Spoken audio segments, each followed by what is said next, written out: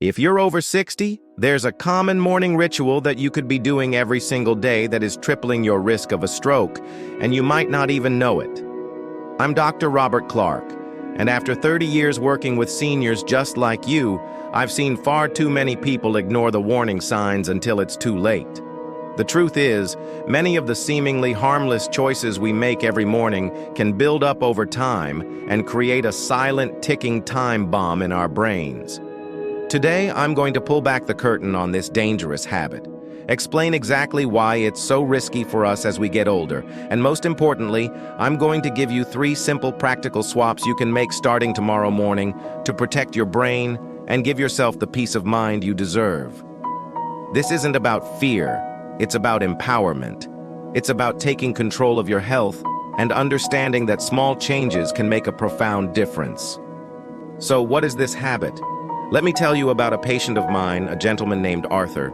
For years, Arthur came in for his annual checkup, and everything looked fine on paper, but he always started his day the same way, with a big bowl of sugary, processed cereal and a glass of orange juice. He thought he was doing the right thing, grabbing a quick breakfast before heading out for his walk.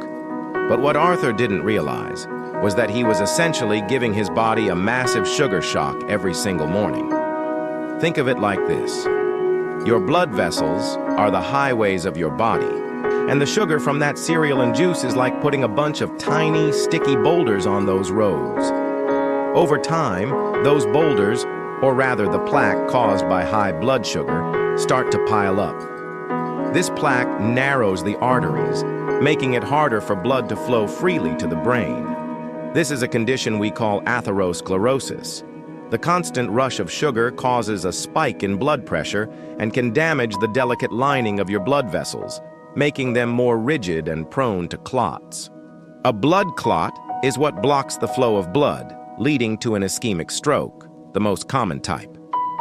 Have you ever considered how your first meal of the day might be affecting your blood vessels? You might be thinking, but Dr. Clark, I've been eating this for years and I feel fine. And that's the silent danger of this condition. Often there are no immediate symptoms.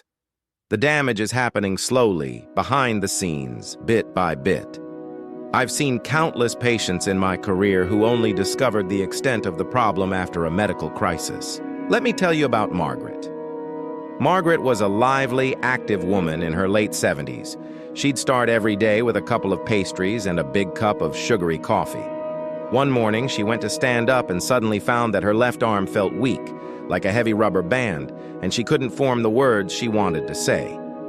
Fortunately, her daughter was there and recognized these as the classic signs of a transient ischemic attack, or a TIA, what we doctors often call a mini-stroke. A TIA is a warning shot from the brain, a brief blockage that resolves itself, but it's a clear signal that a major stroke is right around the corner. We ran some tests, and sure enough, her arteries were significantly narrowed from years of a diet high in processed sugars. Margaret's story isn't unique. The high glucose load from a breakfast like hers puts a huge strain on the body's ability to regulate blood sugar, leading to inflammation and damage to those crucial blood vessels. So why are seniors especially at risk from this particular habit? As we age, our bodies become less efficient at a lot of things. Our metabolism slows down, and our bodies don't process sugar as quickly as they did in our 20s or 30s. This means that a sugary meal that a younger person might be able to handle with little issue can send an older person's blood sugar soaring to dangerous levels. I've often explained this to my patients by saying, think of your body's ability to handle sugar like a well-oiled machine. In your youth, it had brand new parts and could handle just about anything. Now, some of those parts are a little older and a little slower. You have to be more gentle with what you put into it. Furthermore, age-related changes in our cardiovascular system mean that our arteries become naturally stiffer, a process called arteriosclerosis. When you combine this natural stiffness with the plaque buildup caused by a high-sugar diet, you're creating a perfect storm for a stroke. I've seen patient after patient who, when we dig into their health history, reveal a lifetime of these small daily habits that have compounded over time. It's not a single bad choice that causes a stroke, it's the accumulation of years of stress on our bodies. But here's the good news, and it's a message of hope.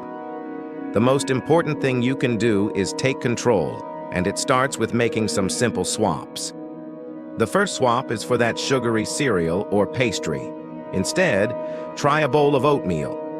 I'm not talking about the flavored sugary packets, I'm talking about good old-fashioned rolled oats.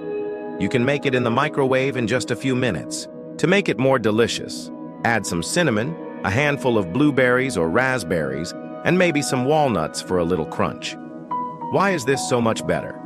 The fiber in the oats acts like a sponge in your digestive system, slowing down the absorption of sugar and preventing those dangerous blood sugar spikes.